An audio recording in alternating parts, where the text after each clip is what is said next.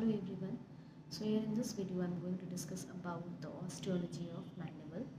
The term mandible is derived from a Greek word mandeir, which means to masticate.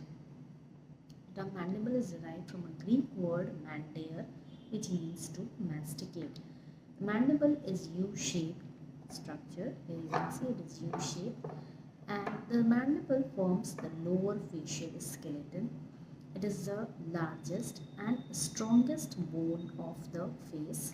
Okay, it is the largest and the strongest bone of the face, and it forms the skeleton of the lower jaw. The mandible has two parts.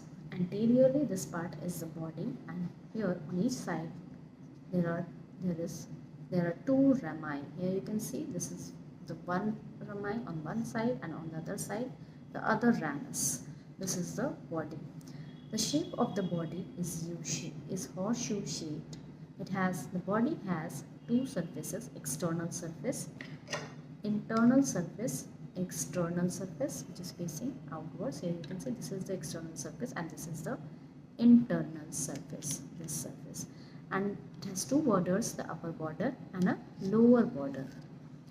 So first we are going to discuss about the features on the external surface. And you can see in the midline anteriorly on the external surface there is a faint ridge. This faint ridge is known as symphysis menti. This represents the fusion of the two halves of the mandible, and below this symphysis menti there is a triangular protuberance here. This protuberance is known as mental protuberance.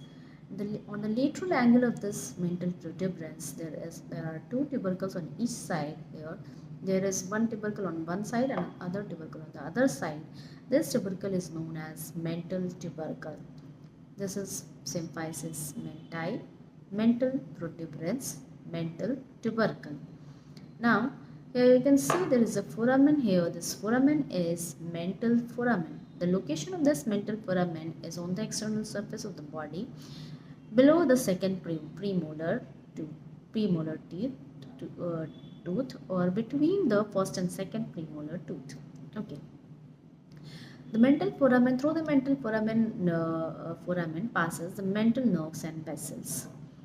And here you can see there is an oblique line. This oblique line is a continuation of the anterior border of the ramus. This is the anterior border of ramus, and this anterior border of ramus continues downwards and forwards on the external surface of the body of the mandible. Here you can see this is the external oblique line. External oblique line.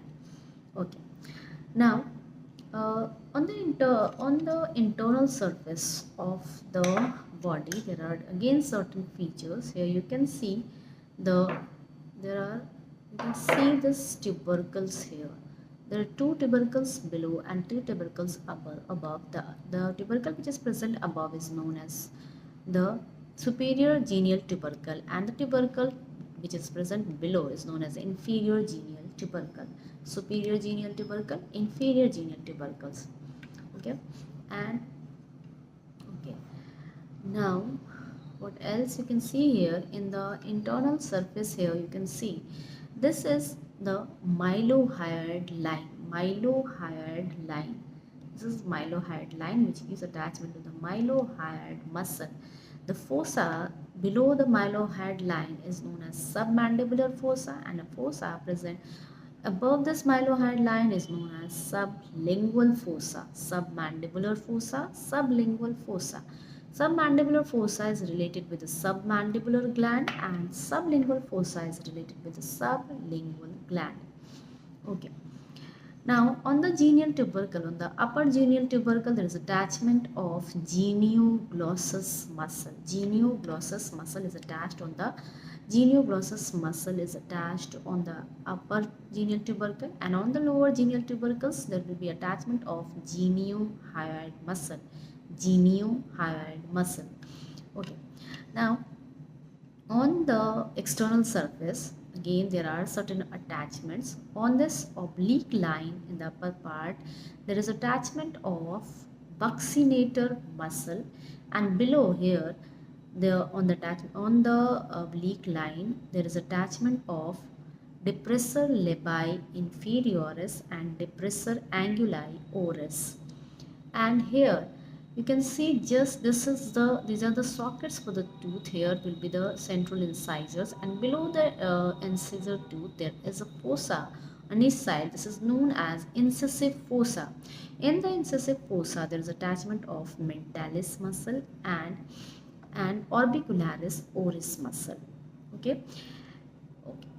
Now we have discussed about the internal surface, external surface. Now there are two borders of mandible.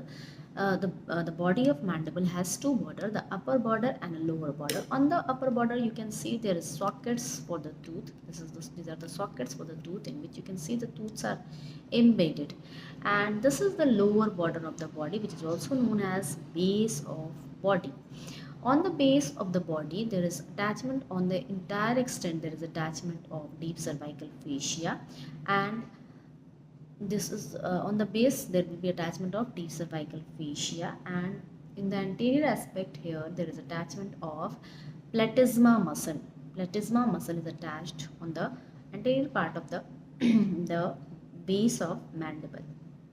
Okay, so this completes the attachments and features of the body of mandible.